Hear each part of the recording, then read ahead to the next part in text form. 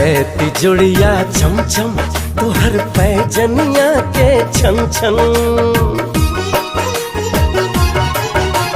रे तिजोड़िया चम चम तोहर पैजनिया के छन छन सुन के नहीं ते बता गोरिया धीरे ही चल गे ए गोरिया धीरे ही चल गे।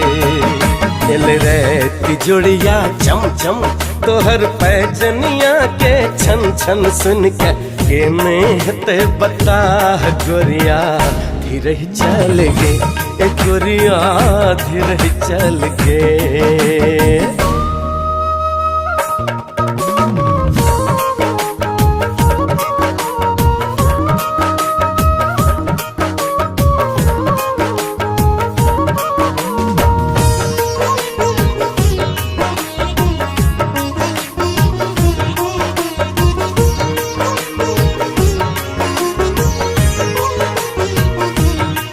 फूल फूल सजल परिधान देख लगाए गले चान। फूल फूल सजल परिधान देख लगाए गले चान। तोहर गाल के रंग गुलाबी सोनहि सोन भरल मुस्कान। एक तने नाछो कचनार संग ही ई सोलह श्रृंगार। बढ़ते जाय छे हमर चाह गोरिया धीरे ही चल गे ए गोरिया धीरे ही चल गे।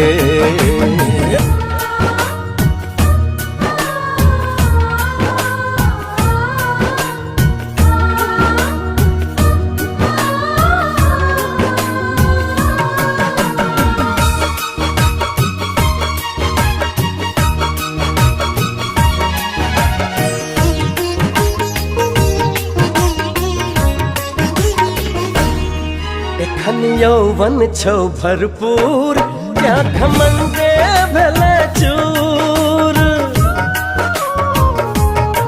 एखन यौवन छौ भरपूर त्या घमंडे भेले चूर। मुदा हम छियौ अखियों ने देबो तोरे हमसे नूर। बनबे कतबो तू बुधियार लेबो तोरा हम पर तर। छिए हम अगतिया गोरिया धीरे ही चल गे ए गोरिया धीरे ही चल गे।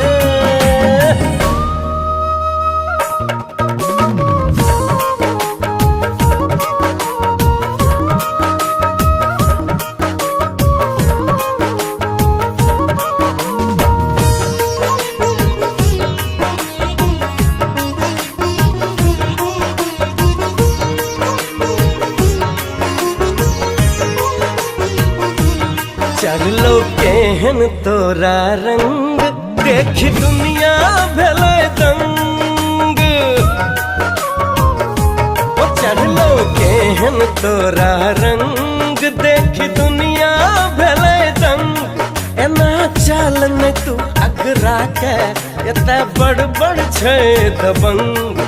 जाधर लट छौ ई छिड़ियाल एते ही रहतो सब नुनियाल। तो उजरा ने कहूँ राह गोरिया धीरे ही चल गे ए गोरिया धीरे ही चल गे।